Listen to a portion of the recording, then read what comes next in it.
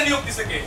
আমরা এটা জানতে চাই। উনি হলো প্রতিবন্ধী, হ্যাঁ ঠিক আছে, তাদের সহায়তা করার জন্য এই অফিস। নিয়োগ তো একজন দিছে, ওরকম নিয়োগ না। তাহলে এই সহায়তার জন্য কে ডাইকে আনছে? আমরা জানতে চাচ্ছি। আপনি কি তারা ডাইকে আনছেন? হ্যাঁ, আমার সাথে থাকে।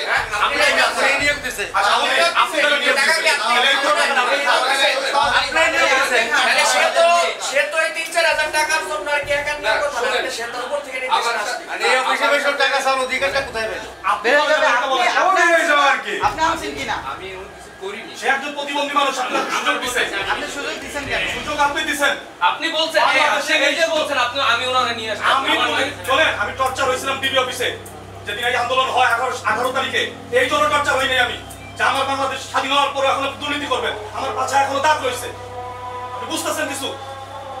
যে অফিসে দুর্নীতি হবে আপনাদের মতো লোক আমরা পিটাই মেরে লাগিব প্রয়োজনে তাই। যদি আপনারা আইনত ভালো না হয়ে যান, আইন কিন্তু আবার নিজের হাতে নিব। আমরা আইনের প্রতি শ্রদ্ধাশীল ভাই, ব্যাপক শ্রদ্ধাশীল আইনের প্রতি। স্যার বলছে আমরা মাইনে নিচ্ছি, কিন্তু আপনাকে যদি এই অফিসার দেখছি এটার জন্য কঠোর অবস্থানে আমরা যাবো। যদি আপনাকে এই অফিস আমরা দেখছি আমরা কঠোর অবস্থানে যাবো। পুরো ফরিদপুরের ছাত্র সমাজ আমার সাথে, বাংলাদেশের ছাত্র সমাজ আমার সাথে কঠোর অবস্থানে যাবো। আপনাকে আপনার মতো দুর্নীতিবাজকে আমরা এই অফিসে অবাঞ্ছিত ঘোষণা করলাম। করিনি।